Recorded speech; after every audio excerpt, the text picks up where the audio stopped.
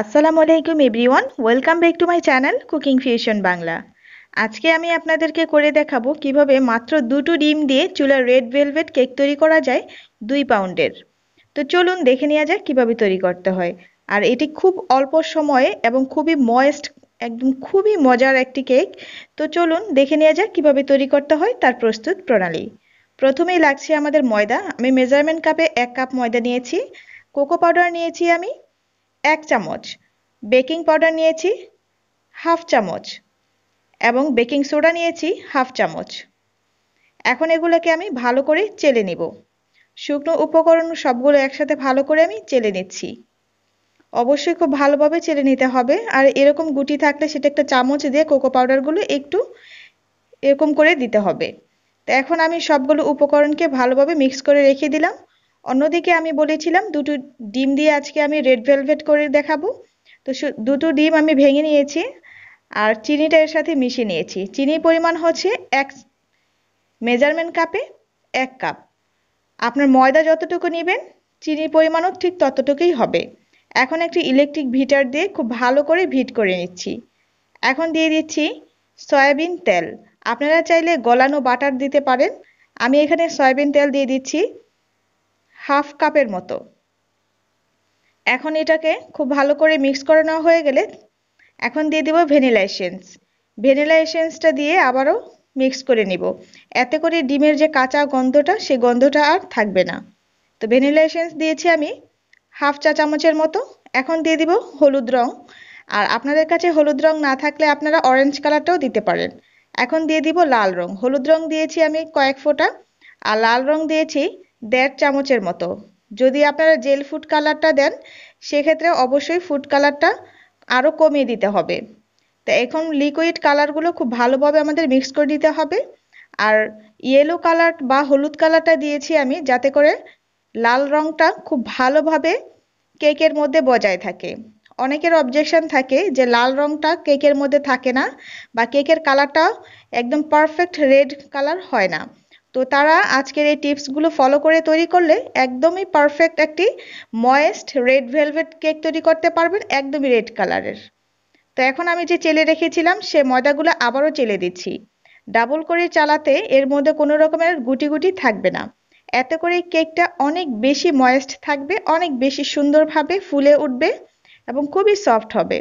আমি যেভাবে তৈরি করি ঠিক সেম সিস্টেমে যদি আপনারা তৈরি করেন তাহলে ইনশাল্লাহ আপনারা কেক তৈরি করতে পারবেন খুব সুন্দরভাবে। আর এটা হচ্ছে লিকুইড দুধ। দুধটাকে আমি আগে থেকে জাল করে ঠান্ডা করে নিয়েছি। দিয়ে দিলাম হাফ কাপের মতো। Half cup half cup liquid দুধ দিয়ে আবারও ভালোভাবে মিক্স করে নিতে হবে। অবশ্যই আলতো হাতে ঘুরিয়ে ঘুরিয়ে মিক্স করতে হবে। আর দিয়ে দিলাম স্বাদ মতো লবণ। আর এ হচ্ছে সিরকা। সিরকাটা অবশ্যই দেওয়ার চেষ্টা করবেন। চাইলে আপনারা বাটার মিল্ক করেও দিতে পারেন এখানে। সেক্ষেত্রে হচ্ছে দুধের মধ্যে সিরকাটা দিয়ে খুব ভালো করে নেড়েচেড়ে দিলেই বাটার মিল্ক তৈরি হয়ে যাবে। তো এখন আমি একটা স্প্যাচুলা দিয়ে এটাকে আবারও একটু মিক্স করে নিচ্ছি। এতে করে কোনো রকমের এয়ার বাবলসগুলো ক্রিয়েট হবে না। তো দেখুন কনসেন্ট্রেসিটা এরকমই থাকবে। এখন আমি মোল্ডের মধ্যে কিছুটা তেল নিয়ে সেটা ব্রাশ করে দিচ্ছি এবং একটি বেকিং পেপার বিছিয়ে দিচ্ছি। বিছিয়ে নিয়ে এর উপরে আবারও ব্রাশ করে দিচ্ছি।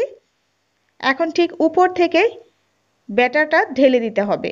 কেকের ব্যাটারটা ঢেলে দেওয়ার পর একটু ঝাঁকিয়ে নিতে বা ট্যাপ করে নিতে হবে।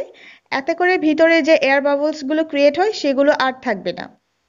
তো একটি শাসলিক কাঠি বা যে কোনো কাঠি দিয়ে এভাবে একটু ঘুরিয়ে দিলে ভিতরে কোনো এয়ার বাবলস আর থাকবে না।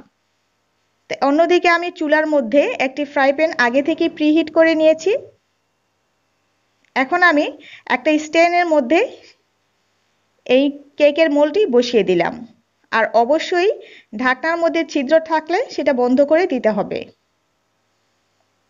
তো আমি প্রায় 30 মিনিটের মতো বেক করেছি। তো 30 মিনিট পর অবশ্যই লো আঁচে বেক করতে হবে। 30 মিনিট আমি অপেক্ষা করব। অন্যদিকে আমি হুইপ ক্রিমটা তৈরি করে নিব। চাইলে আপনারা বাটার ক্রিম দিয়ে করতে পারেন। বাটার দিয়ে করলে আপনারা সেক্ষেত্রে অবশ্যই কিন্তু আইসিং সুগার দিতে হবে। আর হুইপ ক্রিমের মধ্যে অনেক ক্ষেত্রে আইসিং সুগার না দিলেও হয়। তবে যারা একটু মিষ্টি পছন্দ করেন সেক্ষেত্রে আইসিং সুগারটা অ্যাড করতে পারেন। আর আমার চ্যানেলে আইসিং সুগারের একদম পারফেক্ট আইসিং সুগারের একটি রেসিপি দেওয়া আছে, আপনারা চেয়ে দেখে নেবেন।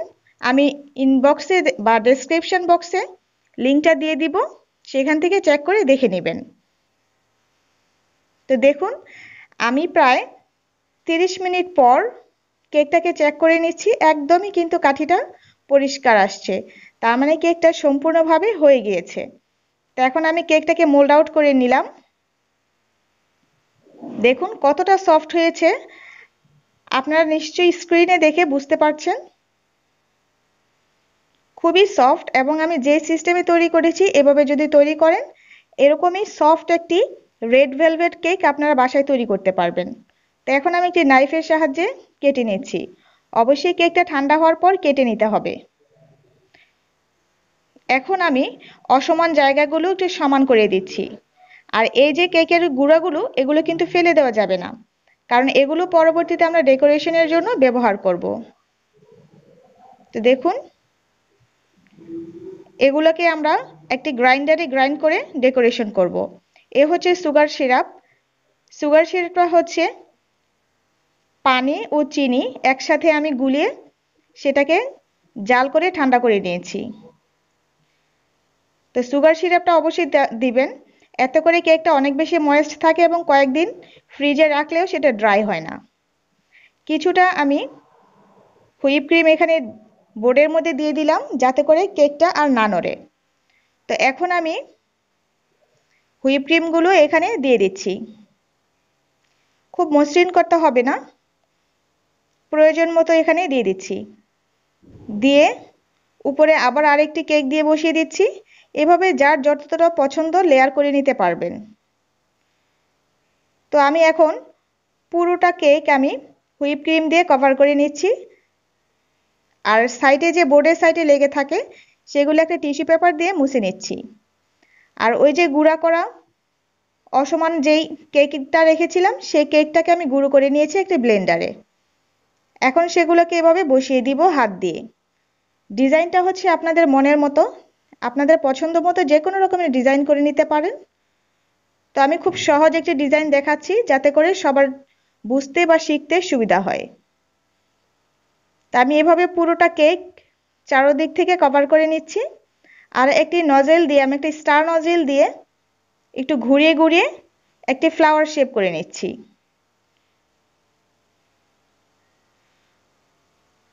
আর উপর থেকে ঠিক মাঝে আমি কিছুটা কেক গুঁড়ো করা কেক এখানে দিয়ে দিচ্ছি। আর সাইড দিয়ে নজেল দিয়ে ফ্লাওয়ার শেপ করে দিচ্ছি। প্রথমে যদি আপনারা কেকের গুঁড়াগুলো পুরোটাকে কভার করে ফেলেন, তাহলে কিন্তু এই ফ্লাওয়ার শেপ যে করেছি সেগুলো বসতে একটু প্রবলেম হবে। আমি যেভাবে করেছি যদি এভাবে করেন, তাহলে আপনাদের কাছে কেমন লাগবে বা কেমন মনে হয়েছে, যদি সহজ মনে হয় তাহলে অবশ্যই কমেন্ট করে জানাবেন। আর যদি আজকের রেসিপিটা আপনাদের কাছে ভালো লাগে, তাহলে চ্যানেলটি সাবস্ক্রাইব করে পাশে থাকা বেল আইকনটি ক্লিক করে দিবেন। আপনারা যে কোনো অনুষ্ঠানে এই কেকটি অনায়াসেই কিন্তু পরিবেশন করতে পারেন। তো ভালো থাকবেন সবাই, আমার চ্যানেলটি সাবস্ক্রাইব করে রাখবেন। আল্লাহ হাফেজ।